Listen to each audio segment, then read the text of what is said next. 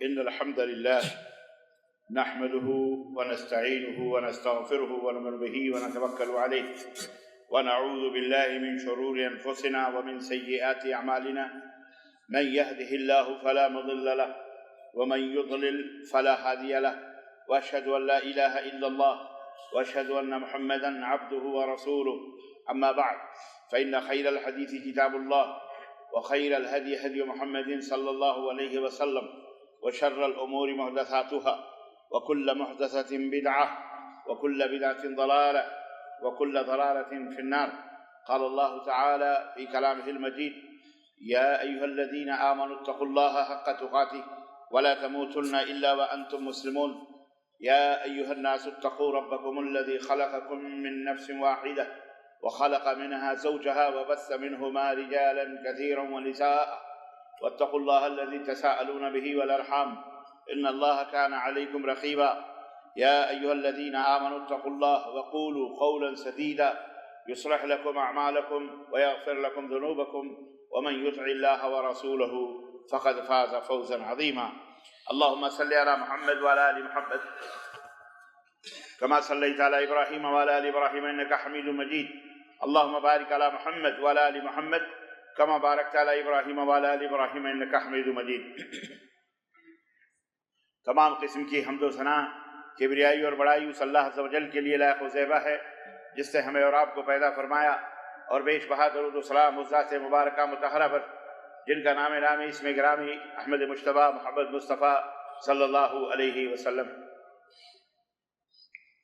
برادران اسلام، نوجوان دوستوں، بزرگوں اور بھائیوں، آج بتاریخ 22 شوال 1444 ہجری مطابق 12 مئی سن 2023 عیسوی کے اس خطبہ جمعہ میں آپ حضرات کی خدمت میں جس موضوع پر کچھ گفتگو، کچھ روشنی ڈالنے کی کوشش کرنے جا رہا ہوں، قرآن و سنت ہی سے لی گئی وہ باتیں ہیں، آپ کی خدمت میں رکھنے کی سعادت حاصل کر رہا ہوں۔ وہ موضوع ہے معاشرے اور سماج کی بگاڑ کے اسباب کیا ہیں، کون سے وہ اعمال ہیں، کون سے وہ کرتوت ہیں بندوں کے جن سے سماج معاشرہ بگڑتا ہے، یا وہ کون سے اعمال ہیں جس کے کرنے سے سماج کے اندر فساد، بگاڑ اور خرابیاں پیدا ہوتی ہیں۔ ہمیں اگر ان خرابیوں کا پتہ چل جائے تو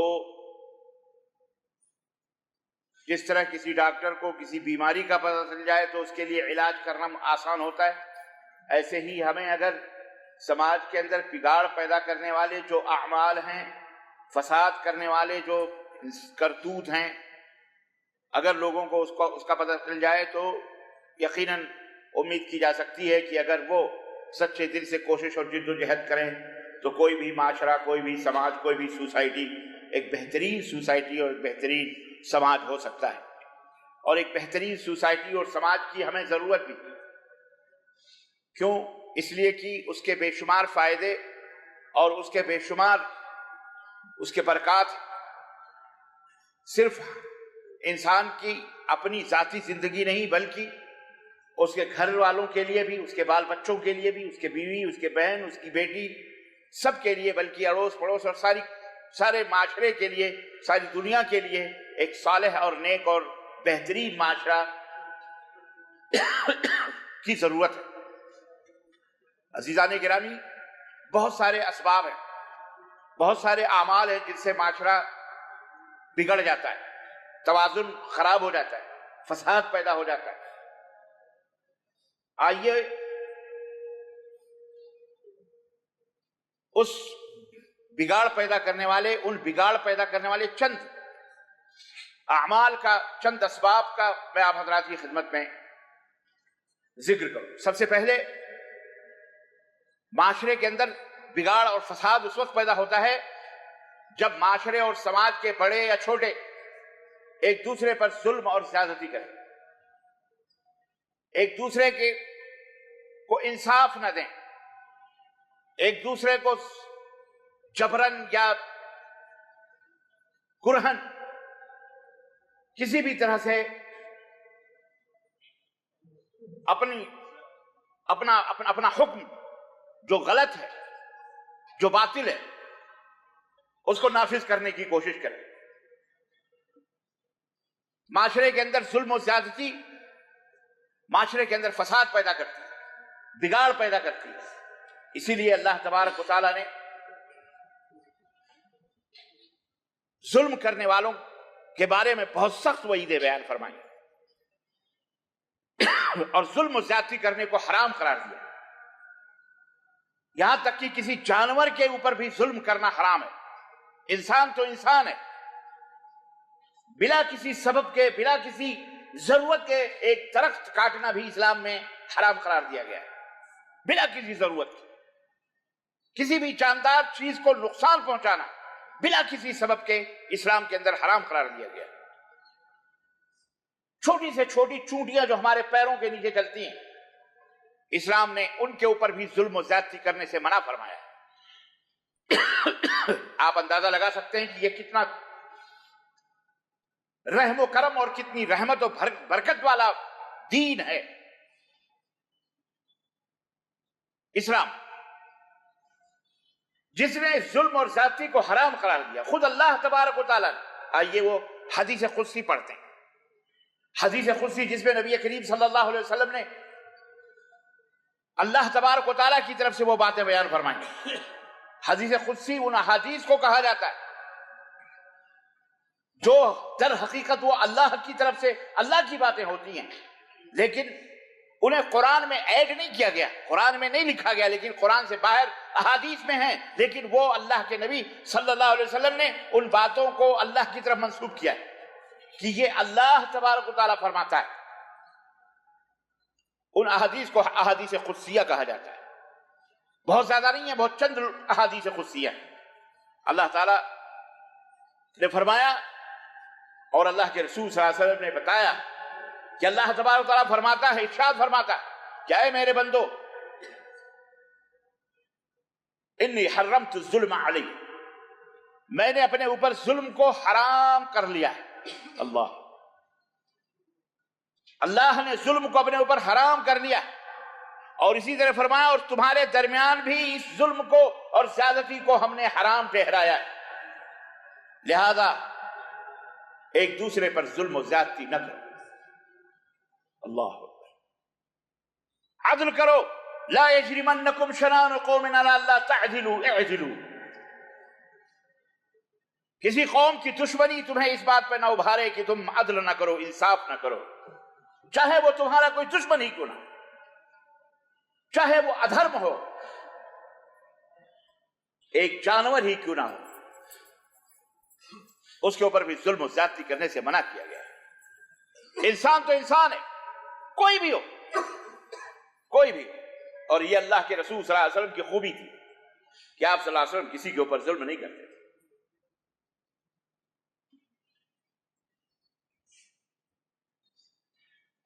نبی کریم صلی اللہ علیہ وسلم پر کچھ قرضہ تھا کسی یہودی کا، بار بار مطالبہ کرتا تھا نہیں، اس لیے دے نہیں پا رہے تھے۔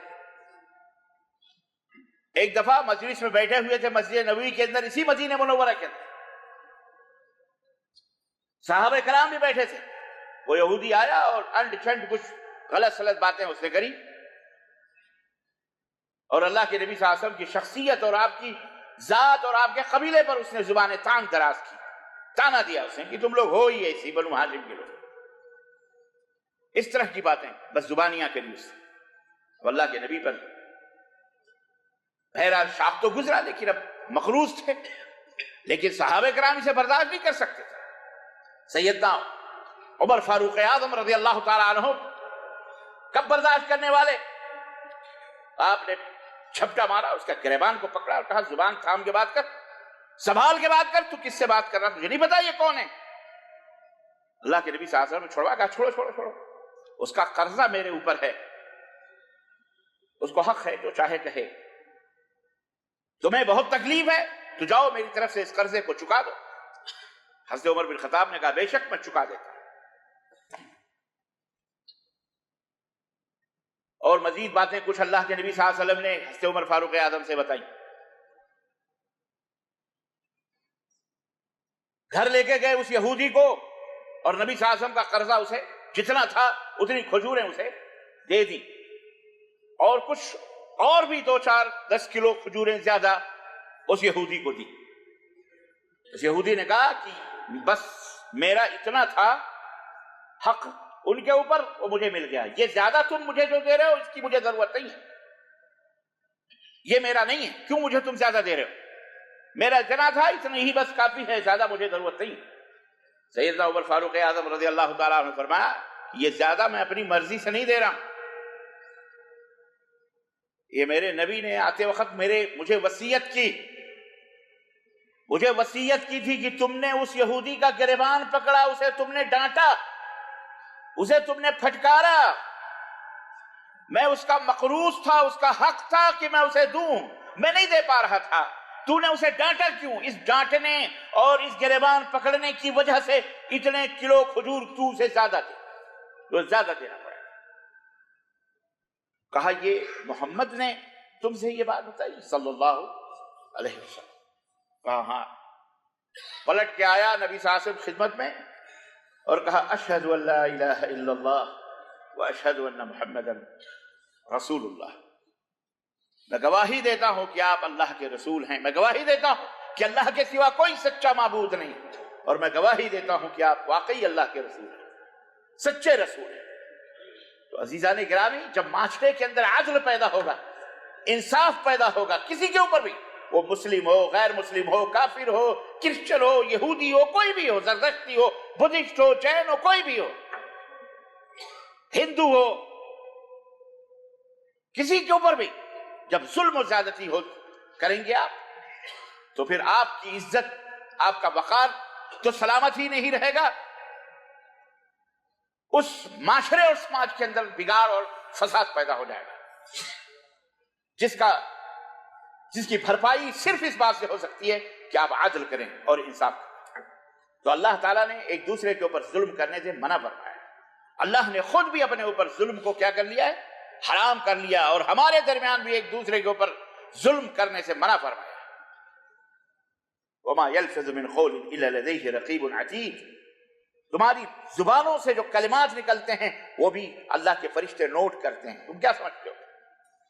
بہت سارے اس سلسلے میں واقعات ہیں، بہت سارے اس سلسلے میں احادیث ہیں، بہت ساری روایات ہیں اس سلسلے میں، قرآنی آیات ہیں. بہرحال یہ حدیث قدسی کی ہے، میرے بندو میں نے ظلم کو اپنے اوپر حرام کر لیا ہے، اور تمہارے اوپر بھی آپس میں ایک دوسرے کے اوپر ظلم کو حرام قرار دیا ہے، تو آپس میں ایک دوسرے کے اوپر ظلم و زیادتی نہ کرو. اے میرے بندو تم سب گمراہ ہو، تم سب بھٹکے ہوئے ہو، مگر سوائے اس شخص کے جسے میں ہدایت دوں.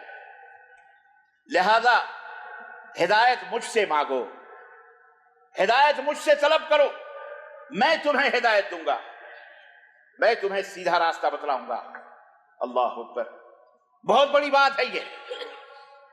اس لیے فرض میں، سنن میں، نوافل میں، تہجد میں، نمازوں میں، خاص طور سے ہر جگہ، ہر رکعت میں سورہ فاتحہ پڑھنے کو رکن قرار دیا گیا، فرض قرار دیا گیا، کیونکہ اس میں بہت ساری باتیں ہیں. ان میں ایک بات یہ بھی ہے، اہدنا الصراط المستقیم، جس میں آپ اللہ تعالیٰ سے ہدایت مانگتے ہیں. ہر بندہ نماز پڑھنے والا اللہ سے ہدایت مانگتا ہے اور کہتا ہے اہدنا الصراط المستقیم، اے اللہ ہمیں صراط مستقیم پر چلا. تو ہدایت اللہ سے مانگو.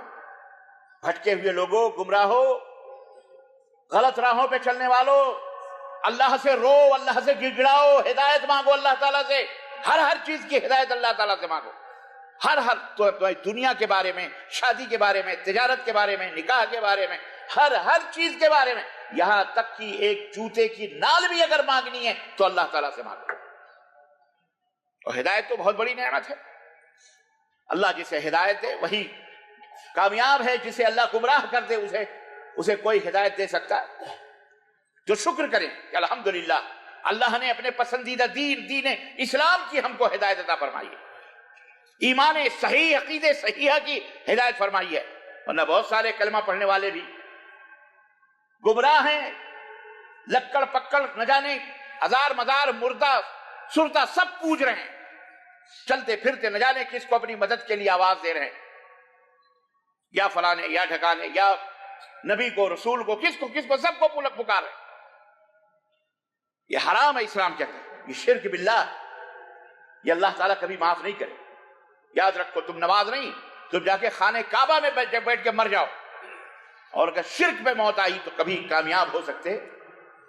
انه من يشرك بالله فقد حرم الله عليه الجنة ومأواه النار وما للظالمين من انصار۔ شرک کی حالت میں مرے تو جہنم ہی مقدر ہے، جنت حرام ہے، اس کا ٹھکانہ جہنم ہے، اور ان ظالموں کا کوئی مددگار قیامت کے دن نہیں ہوگا۔ ان اللہ لا یغفر ان یشرک بہ ویغفر ما دون ذلک لمن یشاء۔ اللہ سارے گناہوں کو جس کے لیے چاہے معاف کر دے سوائے شرک کے۔ اللہ شرک کبھی معاف نہیں، اس لیے اللہ سے ہدایت مانگو، سیدھے راستے کی ہدایت مانگو۔ اللہ نے فرمایا، اے میرے بندو، تم سب کے سب بھوکے ہو، تم سب کے سب بھوکے ہو سوائے اس کے جسے میں کھلاؤں، جسے میں رزق عطا کروں، لہذا کھانا بھی مانگنا ہے تو مجھ سے مانگو۔ کھانا بھی کس سے مانگو؟ اللہ سے مانگو، میں تمہیں کھلاؤں گا، میں تمہیں پلاؤں گا۔ اے میرے بندو، تم سب ننگے ہو سوائے اس کے جسے میں کپڑا پہناؤں، جسے میں کپڑا عطا کروں، لہذا کپڑا بھی مانگنا ہے تو کس سے مانگو؟ اللہ سے۔ کپڑا بھی مانگنا ہے تو کس سے مانگو؟ اللہ سے۔ اللہ میں تمہیں کپڑا پہناؤں گا۔ اے میرے بندو، تم رات دن خطائیں کرتے ہو، گناہ کرتے ہو، غلطیاں کرتے ہو، اور میں ہر قسم کے گناہوں کو بخشتا ہوں، ہر قسم کے گناہوں کو میں ہی بخشتا ہوں، لہذا مجھ سے معافی مانگو، میں تمہیں بخش دوں گا۔ استغفر اللہ استغفر اللہ۔ ایک مجلس میں نبی کریم صلی اللہ علیہ وسلم 100 دفعہ اللہ سے معافی مانگتے۔ آج ہم بھی اپنی مجلسوں کا مطالعہ کر لیں، اس کی برائی اس کی برائی، یہ سیاست، وہ فلاں، وہ پکچر، وہ فلم، وہ فلاں، وہ ڈاکو، وہ چور، وہ حسین، وہ خوبصورت، وہ کہانی، وہ افسانے، وہ جھوٹی باتیں، وہ مزاحیہ، وہ کامیڈی، وہ فلاں، ان کی تعریف، وہ غیبتیں، وہ چغلیاں، ایک دوسرے کے بارے میں برائیاں۔ کبھی استغفر اللہ کا ہے؟ سعودی عرب میں رہتے ہو، عربوں سے کم از کم سیکھ لو، ان عربوں سے صرف پیسے نہ بٹورو، ایمان کی دولت، دنیا کی دولتیں اور دنیا کے کوڑے کرکٹ کے بٹورنے میں سمیٹنے میں نہ رہو، کم از کم ان کی صحبتوں میں کم از کم سیکھو۔ چلتے پھرتے اللہ اکبر، سبحان اللہ، استغفر اللہ، ولا حول ولا قوت الا باللہ۔ ان عرب، یہ عرب کی زبانوں پہ رہتا ہے۔ زندگی میں ایک دفعہ درود پڑھیں گے، مر گیا مردود، نہ فاتحہ نہ درود، کبھی نہیں۔ ان کو دیکھو، صلی علی النبی، ذرا غصہ ہوا کہیں گے کیا؟ صلی علی النبی، صلی علی۔ غصے کو ہلکا کر، خفیف کر، اللہ کے نبی پہ درود پڑھو۔ یہ ہمارے یہاں کا مردود بدعتی مشرک قبر پرست کیا کہتا ہے؟ مر گیا مردود۔ وہابی تو درود ہی نہیں پڑھتے ہیں۔ استغفر اللہ، اللہ انہیں ہدایت عطا فرمائے، بولو آمین۔ عرب کیا کرتے ہیں؟ ذرا بھی صلی علی النبی، صلی علی۔ یہ ہے محبت، یہ ہے خلوص، یہ ہے للہیت۔ سیکھو۔ اللہ کے رسول صلی اللہ علیہ وسلم حضرت ابو ہریرہ رضی اللہ تعالیٰ عنہ کہتے ہیں، میں نے اپنے کانوں سے سنا، میں نے گنا کہ ایک مجلس میں 70 سے زیادہ آپ استغفر اللہ استغفر اللہ استغفر اللہ۔ اللہ ہمیں ہدایت عطا فرمائے۔ اللہ فرماتا ہے، اے میرے بندو، تم مجھے نقصان پہنچا سکتے ہو، نہ فائدہ پہنچا سکتے ہو، اگر اگلے پچھلے انسان اور جنات مل کر سارے کے سارے پرہیزگار ہو جائیں، متقی ہو جائیں، نیک بن جائیں، تو پھر بھی میری سلطنت اور میری حکومت میں ذرہ برابر بھی زیادتی یا اضافہ کوئی کر سکتا؟ اللہ۔ سب کے سب پرہیزگار بن جاؤ، نیک بن جاؤ، تو یہ نہ سوچو کہ اللہ بڑا ہو جائے گا۔ اللہ ہے، اللہ اکبر، اللہ سب سے بڑا ہے۔ اللہ، بولو اللہ، اللہ سب سے بڑا ہے، اللہ سب سے بڑا ہے اور بڑا رہے گا۔ کسی کے گھٹانے سے، کسی کے گالی دینے سے، کسی کے نہ ماننے سے اللہ چھوٹا نہیں ہوگا۔ اللہ ہی مالک ہے۔ یہی فرق ہے۔ ہم جس معبود کا سجدہ کرتے ہیں اس معبود نے ذرے ذرے کو بنایا ہے. وہ تنے تنہا ہے, اکیلا ہے, اس کے ماتا پتا نہیں ہے, اس کے باپ باپ نہیں ہے, اس کے کوئی آل اولاد نہیں ہے. ہم جس معبود کی عبادت کرتے ہیں اس نے ساری کائنات کو بنایا ہے. یہ سورج, یہ چاند, یہ آسمان, یہ دریا, یہ پہاڑ, سب کچھ اسی نے بنایا. اور غیر مسلمانوں کے علاوہ جو غیر مسلم جس کی پوجا کرتے ہیں,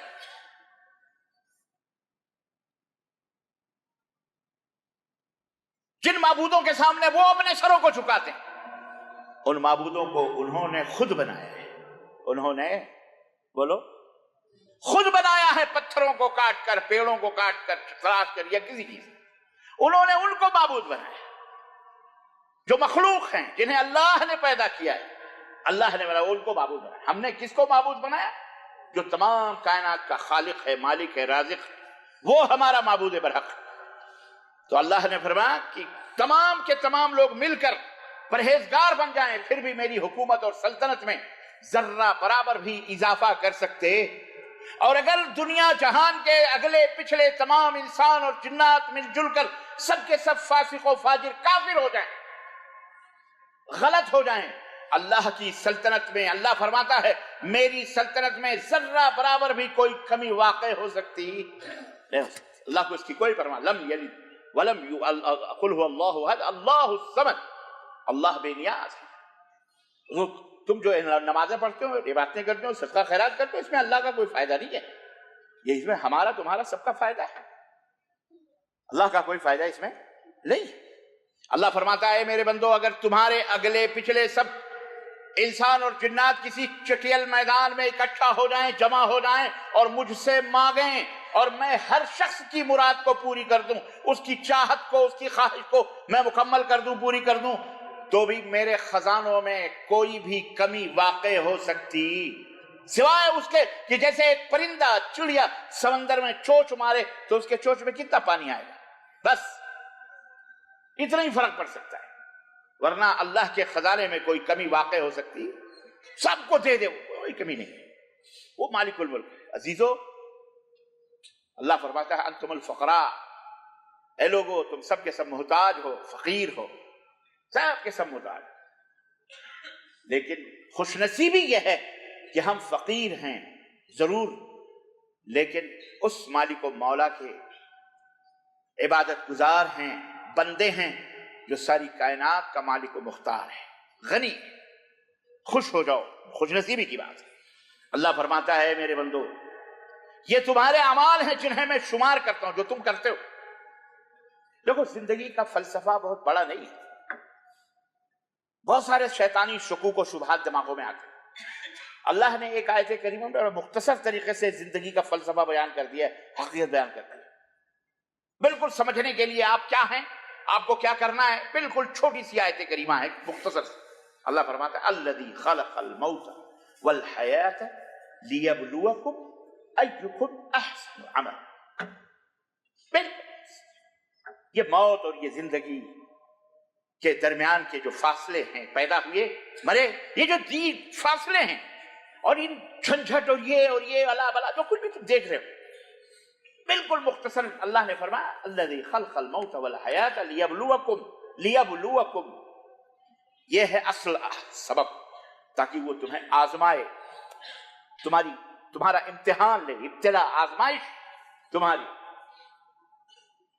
کہ تم میں سب سے بہترین عمل پیش کرنے والا کون ہے, سب سے بہترین عمل کرنے والا کون ہے.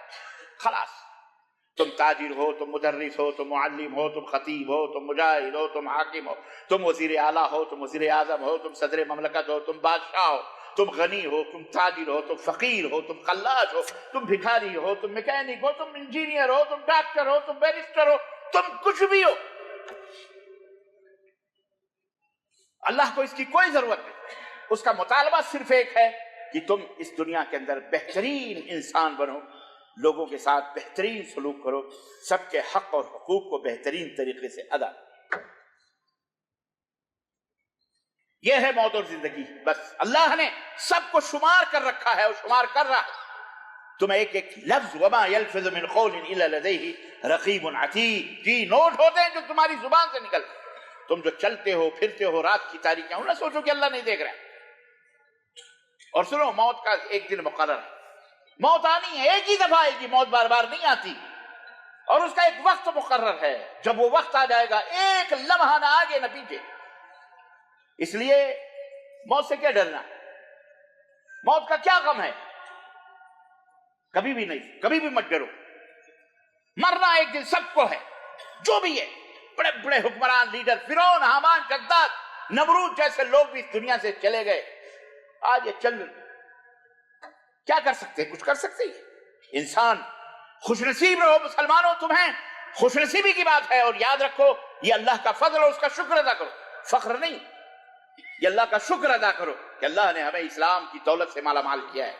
بد نصیب ہیں وہ، بد نصیب ہیں جو اسلام سے دشمنی کرتے، اسلام سے دور ہیں، اللہ کے کلام کو غلط کہتے ہیں، وہ بد نصیب ہیں، وہ حیوان، اور اولئک کالانعام بل هم اضل، وہ جانور ہیں، جانوروں سے بھی بدتر ہیں، بالکل اسی عورت کی طرح جس کی شادی تو ہو گئی لیکن وہ اپنے شوہر کے بسترے کو بھی گرم کرے اور غیروں کے بستروں کے اوپر بھی چلی جائے، وہ بد نصیب ہے عورت، اسے طوائف کہا جاتا ہے، اسے زانیہ کہا جاتا ہے، اسے فاحشہ کہا جاتا ہے۔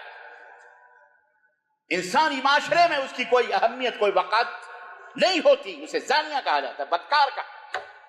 بالکل اسی طرح سے جس اللہ نے ساری کائنات کو بنایا، یہ زمین، آسمان، چاند، ستارے، سب کچھ ہم کو دیا، یہ سانسیں، یہ آنکھیں، یہ ناک، یہ زبان، یہ ہاتھ، یہ پیر، سب کچھ اس نے عطا فرمائی، باوجود اس کے اپنے ہاتھوں سے بنا بنا کے تم اپنے اپنے معبود، اردے، مردے، سردے، سب اتر پتھر کنکر پتھر سب پوج رہے۔ شرم و غیرت کی، حیا کی بات ہے، یہ شرم کی بات ہے، واللہ بتلا رہا۔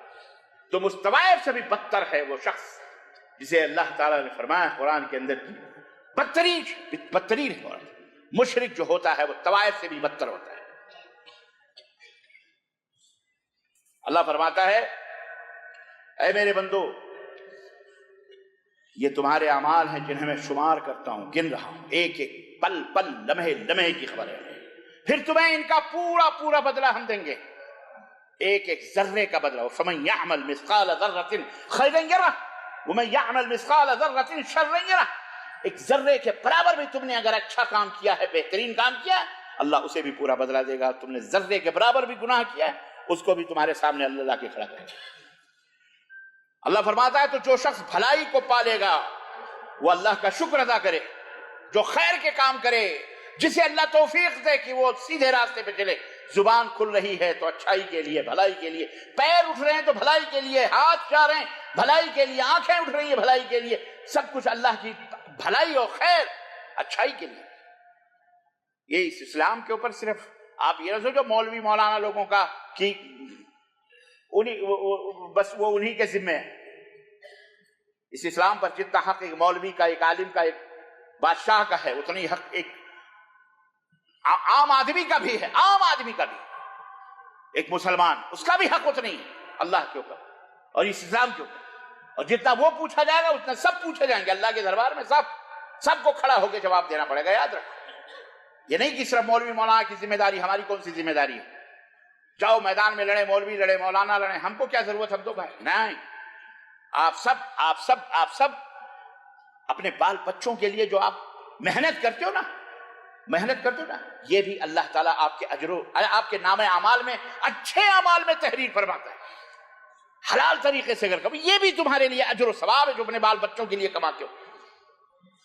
عزیزان گرامی، یہ حدیث صحیح مسلم کی ہے، جو حدیث میں نے حدیث قدسی کوٹ کی ہے آپ کی خدمت میں، اور جو ہم نے رکھی ہے۔ اس حدیث قدسی میں اللہ نے اپنے تمام بندوں کو اپنے نبی حضرت محمد الرسول اللہ صلی اللہ علیہ وسلم کی زبان مبارک سے انتہائی خوبصورت انداز میں ہر چیز کھول کھول کر کے بیان فرما دیا، اور اپنی ذات کی طرف رجوع کرنے کا حکم دیا ہے۔ کپڑا مانگنا ہو، جوتے بھی مانگنے ہو تو بھی کس سے مانگو؟ اللہ تعالیٰ سے مانگو۔ اللہ ہی سب محتاج ہے، اللہ ہی غنی ہے، اللہ ہی سب کو دینے والا ہے۔ الغرض تو ظلم اور زیادتی یہ ایک سبب ہے دنیا کے اندر معاشرے کو بگاڑنے کی۔ بگاڑ معاشرے میں جو پیدا ہوتے ہیں اس کا سبب ظلم اور زیادتی۔ آج حکومتیں دیکھ لو، گورنمنٹ دیکھ لو، ہمارے ملکوں کی حکومتیں دیکھ لو، کیسے تگنی کے ناچ رہی ہیں، جس کو دیکھو اپنی اپنی ڈفلی بجا رہا ہے۔ ظلم اور زیادتی اس کا سبب ہے، عوام چیخ رہی ہے، چلا رہی ہے، ظلم ہو رہا ہے، حکومتیں کھا رہی ہیں، پی رہی ہیں، گورنمنٹیں خوب اپنے ایئر کنڈیشنوں میں رہتی، بیچارے کو ایک روٹی نصیب نہیں، روڈوں کے اوپر محنت مزدوریاں کرتا ہے۔ یہ ظلم نہیں ہے؟ تم تو خراٹے لے کر کے عیش و عشرت کی زندگی گزارو، تمہارے بچے امریکہ یورپ کے اندر بہترین سے بہترین تعلیم حاصل کر رہے ہیں، اور یہ عوام بھی کم مجرم نہیں ہے، یہ بھی مجرم، پارٹی بندیاں ایک دوسرے کے، ہمارا آدمی ہمارا، چاہے کبھی اس کا جوتا بھی اس نے نہ دیکھا ہو، ملنا تو بڑی دور کی، ہمارا آدمی ہو، ہمارے پارٹی اس۔ یاد رکھو یہ دنیا چند دن کی ہے، چلتے پھرتے ختم ہو جاؤ گے۔ ظلم اور زیادتی کسی کے اوپر نہیں ہونی چاہیے، بادشاہ ہو تو اسے چاہیے اپنی رعایا کے اوپر رحم کرے۔ اللہ کے رسول صلی اللہ علیہ وسلم نے فرمایا سب سے بدترین حاکم وہ ہے جسے ہم نے حکومت دی ہے اور اپنے میرے بندوں کے اوپر وہ ظلم کرتا ہے۔ یاد رکھو، یہ نہ سوچو کہ وہ بادشاہ ہے تو 10 وقت کی نماز پڑھتا ہے تو 50 وقت کی کرتا ہے تو یہ ہو جائے گا، اللہ اسے ماننا ہے۔ اللہ کے سامنے سارے کے سارے فقیر ہیں، محتاج، اللہ سب سے بدلہ دلائے گا۔ تو یہ ایک سبب ہے۔ نمبر 2، ایک اور کئی اسباب ہیں، میں 2-3 اسباب زیادہ سے زیادہ میں بیان کروں گا، ٹائم نہیں ہے میرے پاس۔ حرام خوری، ظلم، معاشرے کو بگاڑنے میں سب سے بڑا رول، ایک اور رول ہے حرام خوری کا۔ اللہ کے رسول صلی اللہ علیہ وسلم نے فرمایا کہ وہ جسم جو حرام مالوں سے پلا ہو، حرام کھانوں سے جو جسم پلا ہو، بڑھا ہو، وہ جسم جنت میں داخل ہو سکتا۔ یہ بھی ہے، حرام خوریاں ہمارے آل اولاد کے خونوں میں، ہم میں موجود ہیں۔ ہم ایک دوسرے کا حق مانگتے ہیں، ایک دوسرے کی زمین جائیداد، پلاٹ، گھر، یہ وہ، تنخواہ، فلاں ڈکا، مال، جیب کتری، جیب ڈکیتی، چوری، سب حرام خوریاں ہمارا مقدر بن چکی ہے۔ یہ بھی سماج اور سوسائٹی کے اندر فساد اور بگاڑ پیدا کرنے کا ایک سبب ہے۔ اللہ کے رسول صلی اللہ علیہ وسلم نے فرمایا کہ ایک شخص سفر کرتا ہے گرد و غبار سے اٹا ہوا، اونٹنی پہ بیٹھا ہوا یا اپنی سواری پہ بیٹھا ہوا، اور اللہ سے دعا کرتا ہے، یا رب، اللہ کو پکارتا ہے، یا رب، وَأَنَّى يُسْتَجَابُ لَهُ، وہ پکارتا ہے، یا رب، غبار سے، پریشانیوں سے ہٹا ہوا، اللہ کو پکار رہا ہے، میرے رب، وَأَنَّى يُسْتَجَابُ لَهُ، حالانکہ اس کی پکار، اس کی دعا اللہ کہاں قبول کرے گا؟ مَطْعَمُهُ حرام، مَشْرَبُهُ حرام، وَمَلْبَسُهُ حرام، وَمَرْكَبُهُ حرام، اس کا کھانا بھی حرام کا، اس کا پینا بھی حرام کا، اس کا کپڑا بھی حرام کا، اس کی سواری بھی حرام کی، فَأَنَّى يُسْتَجَابُ لَهُ، تو اس کی دعا کہاں قبول کی جا سکتی ہے؟ بڑے چلاتے ہیں مکہ مدینہ چلو گناہوں سے، بے حاجی صاحب، حرام کھا کر کے تو تم آئے ہو، سب کا غصب کر کے تم نے ایک نہیں، تم سینکڑوں نہیں، زندگی بھر حج کرتے رہو، عمرے کرتے رہو، کوئی فائدہ نہیں۔ یاد رکھو، سب منہ پہ مار دینا، نماز ضرور دے۔ اللہ کے رسول صلی اللہ علیہ وسلم فرمایا 10 درہم میں اگر 1 درہم بھی حرام کا ہے تمہارے کپڑوں میں، 9 درہم حلال کا، 1 درہم حرام کا ہے، تو 40 وقت کی نمازیں نہیں قبول ہوتی۔ یا تو پورے جسم کا خطرہ حراموں سے پلا ہوا ہے۔ تو یہ حرام خوری جو ہے، اللہ کے رسول صلی اللہ علیہ وسلم نے فرمایا کہ اللہ کی لعنت ہوتی ہے اس شخص کے اوپر جو سود کو کھاتا ہے اور سود کو کھلاتا ہے اور سود پر گواہی دیتا ہے اور سود کو لکھتا ہے، چاروں پر، آکل ہی و موکل ہی و شاہد ہی و کاتب، یہ چاروں کے اوپر اللہ کی لعنت ہوتی ہے۔ اور آج سود خوری کو مرن و سلوہ سمجھ کر ہم ٹکاریں لے رہے ہیں۔ اب آپ کہو گے ہم تو ایسے ہیں، مجبور ہیں، فلاں، وہ بات الگ ہے، اس کے مسئلے اگر معلوم کرنے ہوں گے تو الگ، لیکن عمومی طور پر آپ کی نیت یہ ہے کہ آپ بینک سے معاملہ کرتے ہیں یا فلاں کو دین لین کرتے ہیں، 2000 2 لاکھ دے کر کے اس سے مطالبہ کرتے ہیں کہ صاحب اگلے مہینے ہمیں 2,50,000 دینا، 2 لاکھ 2,000 دینا، 2 لاکھ ہر مہینے 4-4 ہزار دینا۔ یہ سود کا جو ناٹک نیٹ ورکنگ چلتی ہے، بہت سارے مسلمان اس کے اندر، بینک تو چھوڑو وہ الگ چیز ہے، آپس میں ایک دوسرے کو سودی کاروبار، پیسے کھاتے ہیں، لیتے ہیں مسلمان۔ یاد رکھو، کھانا، سود کا کھلانا بھی حرام ہے، کھانا بھی حرام ہے، اور صرف یہی نہیں، اس کی گواہی دینا بھی حرام ہے، اس پہ سائن کرنا، دستخط کرنا بھی حرام۔ اللہ کے رسول صلی اللہ علیہ وسلم معراج کی شب جہنم کی سیر فرما رہے تھے، آپ نے فرمایا کہ میں نے دیکھا کہ خون کا دریا ہے، اس کے اندر ایک لوگ غوطہ خوریاں کر رہے ہیں، غوطے میں ڈبکیاں لگا رہے ہیں خون کے اندر، اور तैरते तैरते खून से जब एक किनारे पहुंचते हैं तो वहां एक फरिश्ता बहुत बड़ा पत्थर लिए हुए खड़ा हुआ उसके मुंह पे मारता है, फिर वो उसी खून के दरिया में आता है, फिर दूसरी तरफ वहां भी फरिश्ता खड़ा उसे भी मारता है। मैंने हज़रत जिब्रील से पूछा कि ये कौन शख्स है जो इस तरह से अजाब दिया जा रहा है? तो उन फरिश्तों ने कहा कि आपकी उम्मत के वो लोग हैं जो दुनिया के अंदर सूद खाया करते थे, ये उनका हश्र है, यही हश्र होगा। अल्लाह के रसूल सल्लल्लाहु अलैहि वसल्लम ने फरमाया, और ये हदीस सही बुखारी की है, और अल्लाह के रसूल सल्लल्लाहु अलैहि वसल्लम ने फरमाया कि सूद के 70 दर्जे हैं। सूद के कितने दर्जे? 70 दर्जे हैं। उनमें सबसे हल्के दर्जे का जो गुनाह है वो अपनी सगी मां से जिना करना।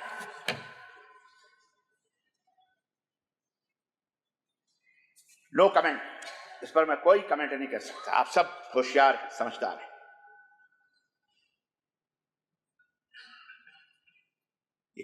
हमें दर्स देती है, ये भी समाज और माशरे के अंदर बिगाड़ पैदा करने का एक सबब।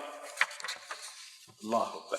आइए हम अल्लाह से सच्चे दिल से तौबा करें कि अल्लाह हमें हर किस्म के सूद से, हराम खोरी से अल्लाह ताला हम सबको महफूज रहे। आज मुसलमान काफिरों से भी ज्यादा हराम खोर है, अल्लाह की कसम। मालों को उधार लेता है, कर्ज लेता है, सलाम दुआ सब भूल जाता है, देखना ज़ियारत करना भी भूल जाता है। किसी को से दुश्मनी करनी हो ना, अपने किसी यार को, किसी दोस्त को दुश्मन बनाना हो और वो आपसे कर्ज मांगे, उसे कर्ज दे दो। देख लेना अल्लाह की कसम, दिन आएगा वो दिन तुमको नजर नहीं आएगा, इल्ला मन रहमा, कोई होगा अल्लाह का बंदा। रास्ते छोड़ देते हैं, गलियां छोड़ देते हैं, आप रगड़ रगड़ कर उनको घस घस कर मांगे जैसे फकीर मांगे, फिर भी आपके ऊपर रहम नहीं आता। दे देंगे यार, बल्कि और शेर हो जाता। इसलिए कर्जे दो बहुत सोच समझ के, लिखा पढ़ाई करके दो। तुम्हारा सगा भाई क्यों ना हो, लिखा पढ़ा करके दिया करो। इतना लिखो, साइन करो कि अगर ये नहीं दोगे तो तुम्हारी फलानी जायदाद हम ले लेंगे। लिखा लिया करो। बहुत हराम खोर हो चुका है मुसलमान, हमारा भाई भी हराम खोर हो चुका है, आपका सगा भाई भी हराम खोर हो चुका है। इल्ला मन रहमल्लाह, चंद एक को छोड़ अल्लाह जिसके ऊपर रहम है। घर घर में फसाद झगड़े इसकी वजह से, हराम खोरी की वजह से। अल्लाह से तौबा करें। नंबर 3, मुनाफिकाना खसलतें हमारे अंदर आ गई, मुनाफिकत हमारे अंदर आ चुकी। अल्लाह ताला ने कुरान करीम में फरमाया, इन्नल मुनाफिकीन फी दर्किल अस्फल मिनन नार। दोगलापन, तुम्हारे चेहरे पे कुछ, उनके चेहरे पे कुछ। अल्लाह के रसूल सल्लल्लाहु अलैहि वसल्लम ने फरमाया, अर्बउन मन कुन्न फी, 4 चीजें जिसके अंदर हैं वो पक्का मुनाफिक है, खालिस मुनाफिक। इज़ा वअदा अखलफ, नंबर 1 अलामत। और हम सब अपने अपने गिरेबानों में मुंह डाल के सोचें, वादा करे तो वादा खिलाफी करे। और आज मुसलमानों से बढ़ के वादा खिलाफ कोई हाकिम हो, लीडर हो, पुलिस हो, जज हो, अवाम हो, ताजिर हो, वादा खिलाफियां। ताजिर हो, वादा खिलाफी। वइज़ा वअदा अखलफ, वादा करे तो वादा खिलाफियां करे। नंबर 2 वइज़ा हद्दसा कज़ब, जब बात करे तो झूठ बोले। बात बात पे झूठ बोलता है, बात बात पे झूठ बोलता है। वइज़ा खासमा फजर, और जब झगड़ा करे तो बदजुबानियां करे। तेरी माँ, तेरी बहन है, जुबान ऐसी गाली। अस्तगफिरुल्लाह। अपने अपने माशरे, अपने अपने इलाकों में गौर करो, सोचो कि आपके हम जुबान कैसी कैसी गालियां बकते हैं, कितने डेंजर और कितनी खतरनाक गालियां बकते हैं। सोच लो, आग लग जाए तन बदन में। और वइज़ा तुमिना खान, चौथी मुनाफिकत ये, कोई अमानत दी जाए उसमें खयानत करे। अमानत दी जाए, खयानत करे। खा ले पी ले, गायब करे। नहीं है, कहा दिया था हमको, क्या सबूत है? उल्टा चोर कोतवाल को डालो, क्या सबूत है?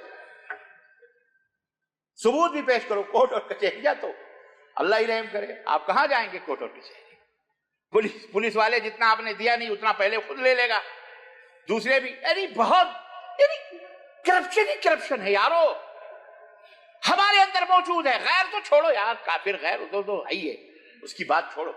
हम मुसलमान हैं कि हमारे अंदर क्या है? ये चारों निफाक की अलामतें मौजूद नहीं। अल्लाह के नबी ने फरमाया, अगर एक है तो ये 1 दर्जे का मुनाफिक है, और अगर चारों हैं तो वह पक्का मुनाफिक है। ہم خود اپنے اپنے گھروں کو یہ حدیث صحیح مسلم کی ہے۔ عزیزان گرامی، ہمیں اپنی عادتوں کو بدلنا پڑے گا اور اپنی آل اولاد کو کے لیے نمونہ بنانا پڑے گا۔ بہت ساری چیزیں ہیں اس میں، مردوں کی کو چھوڑ کر عورتوں کی مشابہت اختیار کرنا، جس میں اللہ کے رسول صلی اللہ علیہ وسلم نے لعنت فرمائی ہے ان عورتوں پر جو مردوں کی مشابہت اختیار کرتی اور ان مردوں پر جو عورتوں کی مشابہت اختیار کرتی۔ اللہ تعالیٰ نے پیدا کیا ہے عورتوں کو بغیر داڑھی موچھ کے پیدا کیا، مردوں کو داڑھی موچھ کے پیدا کیا ہے۔ اب کچھ لوگوں کو شوق ہے عورت بننے کا، حالانکہ اگر ان کو کہو تم ہجڑے ہو، تم زنخے ہو، تم مخنث ہو، تم عورت ہو، بڑی بڑی چڑیں گے، لیکن پھر بھی استروں پہ استرے ڈالتے رہیں گے۔ عورت کی شکل آپ کو بڑی اچھی لگتی ہے؟ آپ جس نبی کو مانتے تھے وہ نبی، اللہ اکبر، چہرے کے اوپر اس نبی کے نور تھا، روشنی تھی، سب سے خوبصورت دنیا کی۔ وَأَجْمَلَ مِنْكَ لَمْ تَرَ قَطُّ عَيْنِي وَأَكْمَلَ مِنْكَ لَمْ تَلِدِ النِّسَاءُ۔ میرے حبیب آپ کی طرح حسین اور خوبصورت تو قیامت تک کوئی عورت جن ہی نہیں سکتی ہے، اور آپ کی طرح تو کوئی پیدا بھی نہیں ہو سکتا ہے۔ یہ حضرت حسان بن ثابت کے شعر تھے۔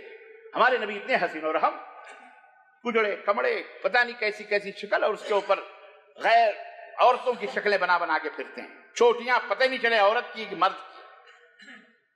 لباس عورتوں کے، مردوں کے لباس سے مرد بنا۔ اللہ کے رسول صلی اللہ علیہ وسلم لعنت فرمائی، اور جن معاشرے میں ایسے افراد کی کثرت ہو، یقیناً وہ لعنت۔ حضرت لوط علیہ السلام کی قوم تھی جو ہم جنسی کرتی تھی آپس میں، وہ بغیر داڑھی کے وہ داڑھی چھلواتے تھے، کیوں؟ اس لیے کہ وہ ہم جنسی کرتے تھے، مرد سے اپنی شہوت کو بجھاتا تھا۔ وہ اس قوم کی علامت، لوتیوں کی علامت ہے، یہ لوتی قوم جو تھی۔ اور آج ہمیں بڑا اچھا لگتا ہے اپنے چہروں کو نور سے پر کرو، داڑھیاں بڑھاؤ، داڑھیاں رکھو، پیارے نبی کی سنتوں کو بڑھاؤ۔ اسے ذلیل کرو گے تو تم خود ذلیل رہو گے، اور ہو دیکھ لو کبھی سدھر نہیں سکتے۔ یہ نہ سوچو کہ کوئی مال پا جانا، کوئی دولت پا جانا بہت بڑی کامیابی، کوئی کامیابی نہیں ہے۔ اللہ جس سے راضی اور خوش ہو وہ چند ہی لوگ ہوتے ہیں۔ اللہ ہمیں ہدایت عطا فرمائے۔ اور ریانت الفحاشی جو آج ہمارے معاشرے کا میں جدید دور کا فیشن بن چکا ہے، جو عورت جتنے ہی ننگی ہو جائے وہ اتنی ہی فیشنیبل ہے، وہ اتنی ہی ایڈوانس ہے، وہ اتنی ہی جدید دور۔ وہ بہت مردوں کے پجامے کرتے ٹخنے کے نیچے لٹک رہے ہیں، اور عورتوں کے پہلے تو گھٹنوں تک تھے، پھر رانوں تک آئے، اب تو رانوں سے بھی اوپر ہو گئے۔ استغفر اللہ۔ جس قوم کے اندر عریانت و فحاشی پیدا ہو جائے، بے حیائی پیدا ہو جائے، وہ قوم، وہ معاشرہ، وہ سماج فساد زدہ ہو جاتا ہے، بگڑ جاتا ہے۔ اللہ اس کے اوپر رحم نہیں پڑے۔ یہ سب ذمہ داریاں ہماری ہیں عزیزان گرامی۔ اسی طرح سے قطع رحمی کرنا، اپنے خونی رشتوں کو ختم کرنا، کاٹنا پیٹنا، یہ بھی ہے۔ پڑوسی کو تنگ کرنا، اسی طرح سے تجارت کے مالوں میں غلط بیانی کرنا۔ تجارت جو کرتے ہیں کتنا جھوٹ بولتے ہیں، لینے والا بھی جھوٹ بولتا ہے۔ 10 روپے کا تو فلانی جگہ مل رہا ہے، تم 15 روپے میں کیوں دے رہے ہو؟ یہ بھی جھوٹ بول رہا، وہ بھی جھوٹ رہا، ارے یہ تو بھائی یہ 20 روپے کا، تو آپ کو میں 10 روپے میں کیسے دے دوں؟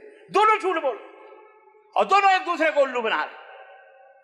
اللہ کے رسول صلی اللہ علیہ وسلم نے فرمایا کہ 3 آدمی وہ ہیں جو قیامت دن اللہ تعالیٰ نہ لا یکلمہم اللہ ان سے بات نہیں کرے گا، نہ ان کی طرف نظر رحمت کر کے دیکھے گا، نہ ان کو معاف کرے گا، وَلَهُمْ عَذَابٌ شَدِيدٌ، اور ان کے لیے دردناک عذاب ہے۔